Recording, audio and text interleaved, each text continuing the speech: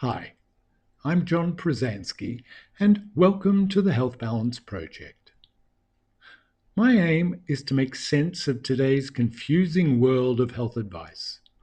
I'm here to strip away the hype, simplify the science, and help you understand how what you eat, how you move, and how you live all shape your health, longevity, and enjoyment. I'm not a doctor, I'm not a trained nutritionist, but I've been a journalist all my professional life, and I've gotten pretty good at getting to the facts. I really do know how to separate the wheat from the chaff, and boy, there's a lot of chaff out there. But I need to make one thing clear. These discussions address general principles. Outside of identical twins, we're all different on the outside and on the inside. We each respond differently to everything we do, and I encourage you to use the tools available to get to know how your body works. But that shouldn't stop you from understanding these general principles, helping you recognize who's on point and who's leading you astray out there in the media jungle. So, this episode is a deep dive into carbohydrates, one of the three main food groups. And although all of them attract controversy, carbs probably the most. I know some influencers out there might disagree with me, but I wholeheartedly believe that everything comes down to common sense. And I'm confident you'll end up agreeing with me that there's much more sense to carbs than nonsense. So, simple, complex, processed, glucose, naked, resistance, spikes. An absolute crossword puzzle of dizzying proportions. I mean, if carbs had a dating profile, it'd be it's complicated. So, what does it all mean? To really be clear, we need to start with the basics. Virtually everything we eat gives us energy, which we measure in calories. Just to get a tiny bit technical, and I promise there won't be too much of that, a calorie is just a unit to measure that energy. Technically, it's the amount of heat needed to raise 1 kilogram of water by 1 degree Celsius. But for us, it's simply how much our fuel gets from our food. Every food group, protein, fats, and carbs, gives us calories. They all have important jobs in your body, and it's only the extra calories, the stuff not used for those big jobs, that end up being stored. Protein builds. Its main role is to build and repair muscles, skin, and create enzymes and hormones. Leftover protein calories are stored as glycogen in the muscles or liver. This becomes your main energy reserve for short-term or emergency use. Fats protect. Their main purpose is to help with vitamin absorption and support efficient hormone function. Extra fat energy gets stored as adipose tissue for insulation around your organs and is saved for long-term energy when needed. This is what we mainly see as body fat. And carbs energize. And here's our focus. One of the main jobs of carbohydrates is to provide energy, either as quick, direct, usable fuel to burn as you need it, with the excess stored for short-term use as glycogen. But, and this is really important, carbs are also the main food group that delivers many of the micronutrients and fiber your body needs to stay healthy. Micronutrients are essential for the smooth functioning of these marvelous evolutionary machines we live in. Yeah, we can get them from supplements, but Occam's razor here. Nothing beats getting them from real food. And fiber is also incredibly important in so many other ways. It does have calories, but those usually aren't absorbed and pass right through without adding to the energy matrix. But fiber helps you stay regular, and I do mean that in every sense of the word. It helps keep your blood sugar steadier, lowers cholesterol, supports healthy gut bacteria, and helps you feel full. And we're just not getting enough of it. There's really no downside to fiber. So, as a general rule, I believe carbs shouldn't be easily dismissed or avoided, though importantly, they should be managed more carefully. Now, how this whole system works is quite fascinating. The carbs you eat break down into glucose, which enters your bloodstream, our energy highway. And just like the other food groups, the excess that isn't used immediately for energy gets stored. And, as I mentioned earlier, as glycogen in the liver and muscles. But the liver and muscles can only hold so much. They're like a fuel tank. Once those tanks are full, the liver converts the extra glucose into fatty acids through a process called lipogenesis, which are then packaged and stored as fat tissue. It's a bit like your body carrying some extra jerry cans of fuel, which unfortunately happen to show up around your waist. This fat tissue is more concentrated and serves more as long-term storage. To be clear, body fat is built from excess calories, whether from carbs, protein, or fat. Don't fall for the current trends suggesting you can eat unlimited protein with no repercussions, or even loads of healthy fat. Too much energy will be stored no matter what food group those calories come from. So it's still all about balance. What goes in versus what goes out. And when it comes to portion sizes, protein has about 4 calories per gram, as do carbs. But fat has more than double that, about 9 calories per gram. To simplify, you get the same energy from twice as much protein or carbs as you do from fat. So portion size and how hungry you feel also play a part in maintaining your balance. Okay, so let's dive a little deeper. Generally, our bodies evolved to use carbs, glucose, as the most effective fuel for our systems, especially for our brains. But notice I started that sentence with generally. And as with everything, there are nuances to this rule. Okay, so let's start making sense of that jumble of carb terms. People use the terms simple and complex carbs all the time, which I think actually makes things more confusing than clear. Basically, the glucose found in a simple carb, like sugar or honey, has a small basic structure that your body absorbs into the bloodstream very quickly. Complex carbs found in whole grains, beans, lentils, and most vegetables have much longer, more complicated chains of glucose, and these need to be broken down first by your saliva and digestive enzymes before they can become glucose and be used. And then there's fruit. Fruits are generally considered simple carbs and contain various combinations of glucose, fructose, and sucrose. All basic molecules, but fructose acts differently. It has to go through the liver before becoming glucose. And sucrose is actually a combination of glucose and fructose, so it must first be broken apart, and then each molecule is processed accordingly. Even though fruit is technically a simple carb, it's processed slower than straight table sugar and therefore takes less time to be absorbed, almost like a complex carb. And then there's the added bonus with most whole complex carb foods. Since they contain fiber, vitamins, minerals, and phytonutrients, the body has to first extract those healthy components, which slows digestion down even more, giving your body a steady energy release instead of a rush. Whole fruits work the same way. They're also full of fiber and nutrients, so even though they contain simple sugars, they are absorbed more slowly. Then modern food processing complicates things even more. When food makers refine grains, turning brown rice into white rice or whole wheat into white flour, they strip away the fiber and nutrients that slow the absorption. What's left acts much more like a simple sugar.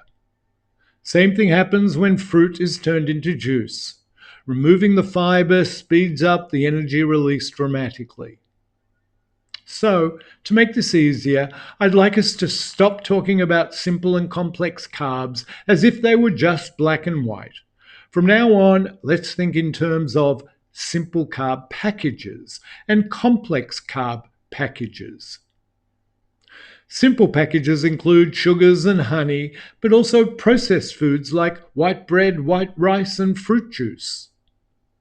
While complex carb packages include whole grains, beans, lentils, and whole fruits, foods that include the existing fiber and nutrients that go to slow absorption and support long term health. See, I told you I'd make it easier. It's a bit like trying to tell the difference between natural pearls and industrially produced cultured pearls. Like pearls, all loaves of bread may look the same, but the nutritional value of fully seeded whole wheat bread versus commercial white bread is significant. With that new framework, let's talk about glucose spikes, a term we hear all the time. A glucose spike happens when energy goes into your bloodstream almost immediately, usually after eating a simple carb package. Your blood glucose levels shoot up as the energy travels around the body, meeting your immediate needs. And then to handle the excess, your pancreas releases insulin, which essentially captures the extra glucose and delivers it to the liver for processing and storage. After that, your blood glucose levels drop back down. How high the spike is and how fast it drops depends on many factors, like how active you are, your overall health, amongst so many others. Spikes can sometimes crash quickly or drop slowly, which can also affect how you feel, how hungry you get, and so much more. This is mostly a normal bodily function, but there are real concerns when the system gets overworked. Going through this process too often and too intensely can reduce the system's overall efficiency. On the other hand, when we eat complex carb packages, we don't get that immediate rush, but rather a slower, more sustained release that gives our systems more time to handle the excess and allows everything to work more effectively. And this is where we run into trouble today. We're consuming way too many complex carb packages that have been turned into simple ones by the food industry. They take valuable whole grains and strip out the bran, the germ, and the fiber, basically all the nutrients, leaving mainly glucose in the form of starch. Fruit juices are another obvious example where the food industry is stripping away much of the fiber from these nutritional powerhouses. And on a related note, here's an interesting aspect. Our evolution into these remarkable machines was an incredible feat. In prehistoric times, when food was hard to find, the body developed systems to make the most of carbs when we found them. Simple carbs tasted sweet, they were enjoyable. And then there was a further evolutionary feature at play. Our systems evolved to encourage us to consume more energy than we immediately needed when we found a plentiful supply. As nature made nutritionally dense and energy rich foods pleasurable to our taste, when we found them, we would eat plenty, which would store energy for times when the food couldn't easily be found. And with another remarkable evolutionary adaptation, the pleasure of sweet flavors led to the release of dopamine in our brains, a hormone we now know is related to pleasure and, yes, addiction. This same process occurred when we found savory complex carbs like grains and starches, which actually do become sweeter in taste if we chew them longer and let our saliva and enzymes break them down into glucose. So, we've essentially evolved to find carbs rewarding. And the food industry has worked to make heavily processed foods as tasty as possible to tap into that response, encouraging us to eat much more of their product than we need or even consciously want, especially in this period of food abundance. And spoiler alert, they're winning. I mean, can you stop at one Dorito? On the same note, food companies also want their processed products to last longer on the shelf. They add many preservatives, both natural and synthetic, and then add various forms of sweetness to hide the less than appealing taste of those preservatives. Sugar to mask the salt. And this is also a factor with many of the trendy low fat foods currently popular. Without getting into the questionable practice of removing healthy and tasty fats from so many foods, a subject we'll explore in more detail later, they often add extra sweetness to make up for removing the satisfying taste of fat. We often end up with products that contain more calories than they started with, all in the name of riding the health bandwagon. For all these reasons, these processed foods, or more precisely, ultra processed foods, are creating real challenges for our evolutionary systems. What we've ended up with is too many extreme glucose spikes for our bodies to manage efficiently, not to mention far too many calories as well. So, this all leads to the next important term, insulin resistance. When the system gets overworked through numerous and intense spikes, it becomes less responsive. It's like drinking alcohol. The more you drink, the more you need to get the same effect as you become less sensitive to it. This eventually leads to the system working less efficiently, even to the point where it may struggle significantly or stop working properly altogether. This process is called developing insulin resistance, which can lead to serious health issues like type 2 diabetes, plus a range of other problems. So let's shift gears and look at some other common carb terms that can help us address these challenges. What are naked carbs and what should we do about them? Naked carbs are basically simple carb packages, whether naturally occurring or processed. On their own, they can cause significant glucose spikes. Now, the most basic strategy for dealing with them is to turn a simple carb package into a more complex one. Could be as simple as don't eat bread on its own, spread butter on it, cover it in cheese, or add peanut butter. The more the merrier.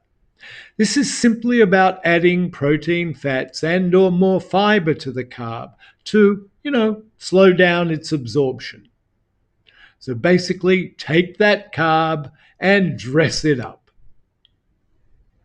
There are other variations on this theme as well. One writer and influencer who popularized many intriguing ideas is Jessie Anchospau. And one of her key suggestions is that there's an optimal order for eating a meal or a large snack.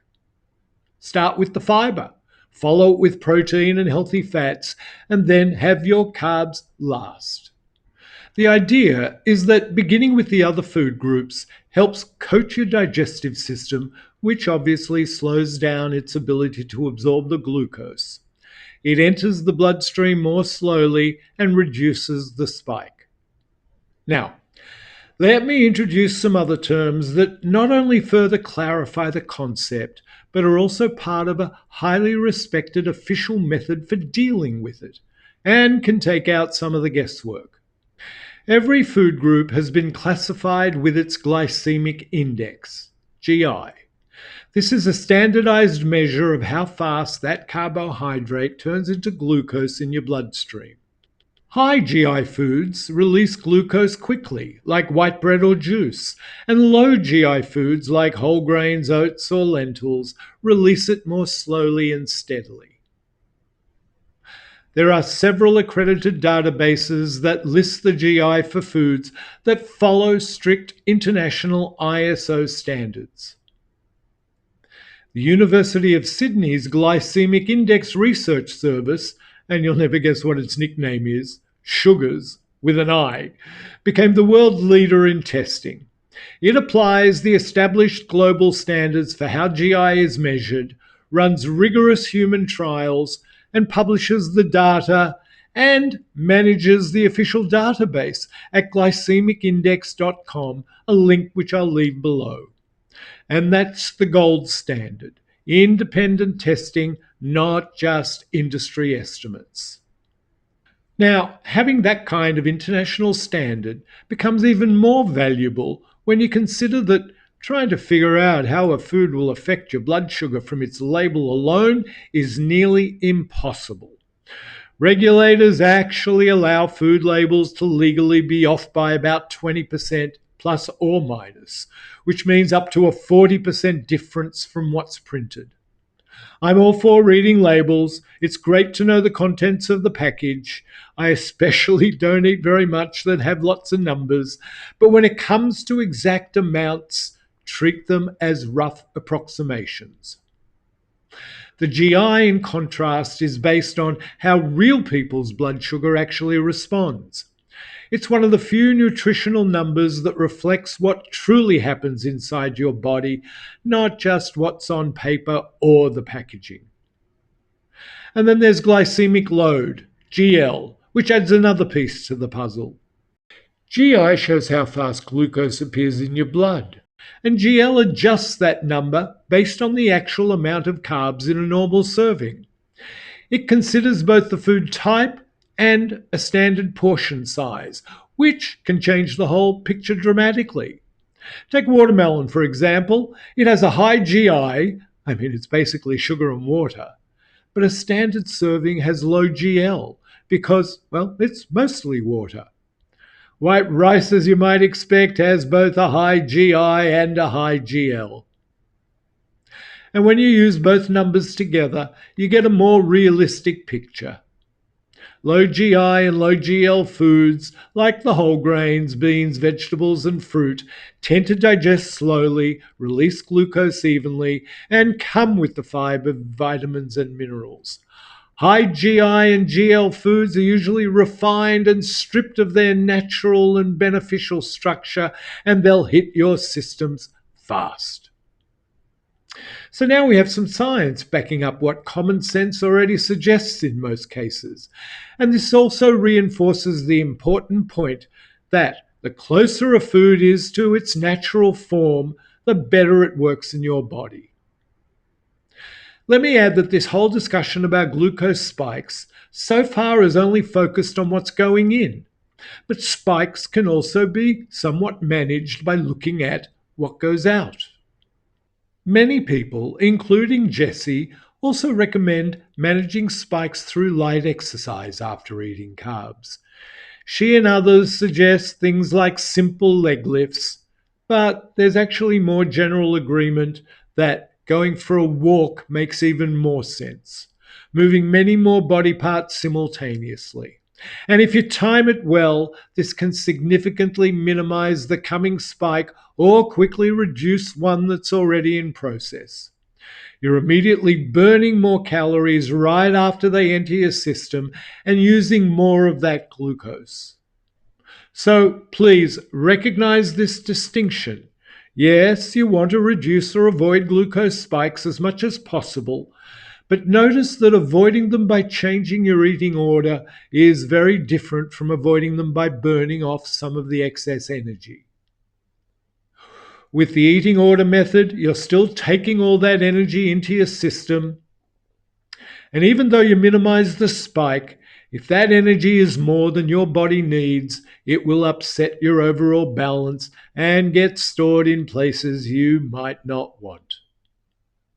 The exercise method helps reduce the spike by actually using excess energy and helping you maintain better balance. If you get it right, exercise can use up the energy, leaving nothing left to store, or even better, using stored energy itself. Don't get me wrong, there's a lot of nuance involved. Hormones and enzymes are also at play, but the basics are sound. I don't want to sound like a broken record, but I want to repeat something from all my content. This is general information to help you understand how these systems work. Remember, we are all different and our bodies don't all work exactly the same way. Everything I suggest should be checked against your individual response and adjusted accordingly.